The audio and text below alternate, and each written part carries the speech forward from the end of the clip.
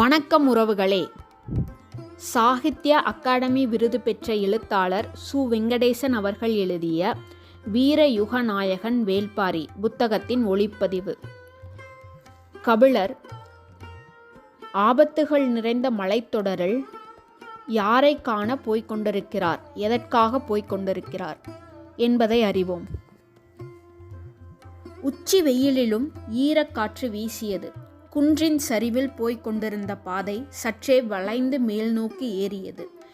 பாறையிலிருந்து சரிந்து கிடக்கும் வேர்கள் கைப்பிடிக்க வாகாக இருந்தன. கபிலர் வேரை இறுக பிடித்து விசை கொடுத்து மேலேறிய போது தனக்கு வயதாகிவிட்டதை உணர்ந்தார். உடல் வேர்த்தது, மூச்சு வாங்கியது. நடையின் வேகத்தை சற்றே குறைக்கலாமா என்று யோசிக்கையில் கால்கள் நின்று கொண்டுதான் இருந்தன. சிறிது இளைப்பாரி மீண்டும் நடந்தார். இடப்புறம் கீழே நீர் வற்றி கிடக்கும் காற்றாற்றின் அழகை பார்த்தபடி ஒற்றையடி பாதையை நோக்கி கண்களை திருப்பினார். செடிகளுக்கு இடையில் ஏதோ உருவம் தெரிகிறதே என்பதை உணர்ந்தவர் மீண்டும் கீழே உற்று பார்த்தார். இவர் நடக்கும் பாதையை நோக்கி ஓர் இளைஞன் கையில் வேல்கம்போடு சரசரவென மேலேறி வந்தான். கபிலருக்கு அவனது உருவம் பதியவில்லை. அவன் வந்த வேகம்தான் பதிந்தது. மேலே ஏறியவன் கபிலரை கடந்து முன்னால் போய்க் கொண்டிருந்தான். நின்று பேச அவனுக்கு பொழுதில்லை. நடந்து கொண்டே கேட்டான், நீங்கள் யார் என தெரிந்து கொள்ளலாமா? கபிலர் கண்ணுமித்து அவனை பார்த்தார்.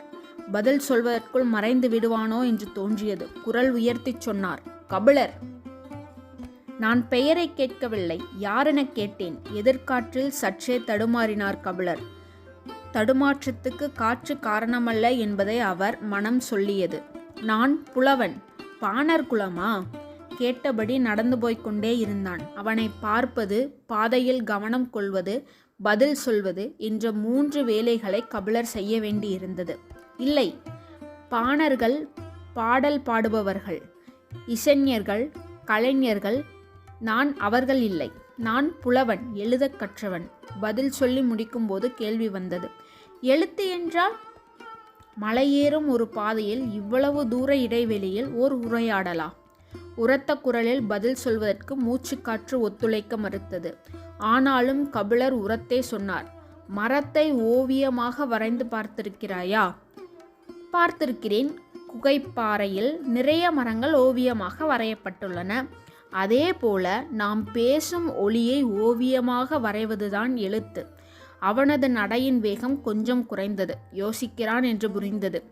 அவனை கொஞ்சம் உள்ளிழுக்க முடியும் என்ற நம்பிக்கை கபிலருக்கு வந்தது. உனது பெயர் என்ன? நீலன். இங்கே வா, வரைந்து காட்டுகிறேன் என்று சொன்ன கபிலர் கீழே கிடந்த காய்ந்த குச்சியை குனிந்து எடுத்தார். அவன் சட்டென அருகில் வந்தான். அதை கவனித்தபடியே குச்சியில் கீறி அவனது பெயரை மண்ணில் எழுதினார். அதை பார்த்ததும் உதட்டோரத்தில் ஓர் இளஞ்சிரிப்பு.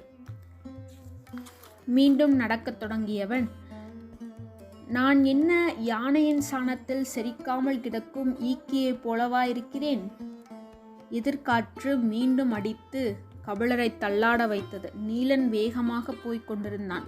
கபிலர் அவனை ரசிக்கத் தொடங்கினார். அவனது வேகம், இறுகி திரண்ட உடல், வீரனுக்கே உரிய மிடுக்கு, சிறு கண்கள், உள்ளத்தில் இருந்து உருவாகும் கேள்விகள். அவன் கையில் இருக்கும்போதே வேல் இவ்வளவு வேகமாக போகிறதே, அவன் எரிந்தால் எவ்வளவு வேகம் கொள்ளும் என யோசித்த கபிலர், இந்த இடைவெளியில் கேள்வியை நாம் ஆரம்பித்து விடுவோம் என முடிவு செய்து, உனக்கு மனமாகிவிட்டதா என்றார். இல்லை, விரைவில் நடக்கும். சற்று இடைவெளி விட்டு சொன்னான். என்னவளைத்தான் பார்த்துவிட்டு வருகிறேன். எங்கே இருக்கிறாள்? அதோ அந்த மலையின் பின்புறம் இருக்கிறது அவளது குடில். அந்த மலைக்கு பின்புறமா? ஓசையின் நீளமே உணர்வை சொன்னது.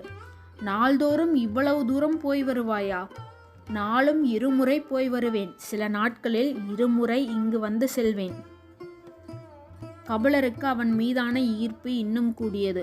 ஓர் ஊஞ்சலைப் போல 2 குன்றுகளுக்கும் இடையில் தினமும் ஆடுகிறவன் என்று மனதில் ஒரு சித்திரம் உருவாகி கொண்டிருக்கையில் கேள்வியை அவன் தொடுத்தான். பெண்ணின் இதழ் இவ்வளவு சுவையேறி இருக்கிறதே, எப்படி? அந்த இளஞ்சிரிப்பு கபிலரின் உதட்டோரத்தில் வந்து உட்கார்ந்தது. ஊஞ்சலில் தன்னையும் ஏற்ற நினைக்கிறான். சரி, அவனது வேகத்தை குறைத்தால் போதும் என நினைத்தவர் பதில் சொல்லும் முன் அடுத்த கேள்வியை அவனை கேட்டான். உங்களுக்கு மனமாகிவிட்டதா? இல்லை. அப்படி என்றால் நான் உங்களிடம் இந்த கேள்வியை கேட்டிருக்க கூடாதல்லவா? ஏதாவது ஓரிடத்தில் நின்றால்தானே பதில் சொல்வதற்கு. கனப்பொழுதில் 3 குப்பு தாவுகிறான். இவனை எப்படி அடைத்து நிறுத்துவது என யோசித்த கபிலர், உனக்கும் தான் மனமாகவில்லை என்றார். நான் வீரன்.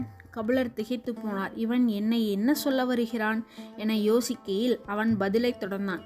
எப்போது போர் மூலம் என தெரியாது. பரம்பு நாட்டுக்கு சூழும் எதிரிகள் போர்க்களத்தில் நான் சாயும்போது எனது ஈட்டியை இறுகப் பற்றி முன்னேற என் மகன் வந்து நிற்க வேண்டும். வீரர்களின் வாழ்வு மிக குறுகியது. நிதானமாக வாழ்ந்து எழுத்துக்கள் எல்லாம் கற்று நாடுதோறும் பயணம் போய் ஒரு காத தூரத்தை 3 நாளிகை நடந்து கடக்க எங்களுக்கு அவகாசம் இல்லை புலவரே. ஊஞ்சல் அறுபட்டு தான் மட்டும் விழுவது போல் உணர்ந்தார் கபிலர். வேட்டுவன் பாறையின் 2வது குன்றில் கால் பதித்து கபிலர் அவனிடம் பேச்சு கொடுக்கவில்லை. அவனை பற்றிய ஒரு கணிப்பை உருவாக்கி கொள்ள முடியவில்லை. எதை உருவாக்கினாலும் அடுத்த கணமே அதை குலைத்து விடுகிறான். அவன் கையில் வைத்திருக்கும் வேல் முனையை விட கூர்மையானதாக இருக்கிறது அவன் அளிக்கும் பதில்கள். அவனை கணிக்க முடியவில்லை என்பதை மனம் ஏற்கவில்லை. ஆனால் ஒன்று புரிந்தது. அவனது நடை வேகத்துக்கு எங்கோ போயிருக்க வேண்டும். அவ்வாறு போகாததில் இருந்து அவன் தன்னை அழைத்து கொண்டு போகிறான் என ஊகித்தார். கபிலரை அழைத்து கொண்டு போகும் இந்த வீரன் யார்? அடுத்து வரும் தொடர்களில் தொடர்ந்து கேட்போம். கபிலரோடு பயணிக்க இந்த சேனலை சப்ஸ்கிரைப் பண்ணிக்கோங்க. பக்கத்தில் இருக்க பெல் ஐக்கானை மறக்காமல் கிளிக் பண்ணிக்கோங்க. அப்போ தான் நான் போடுற வீடியோ உடனுக்குடன் உங்களை வந்து சேரும். நன்றி, வணக்கம்.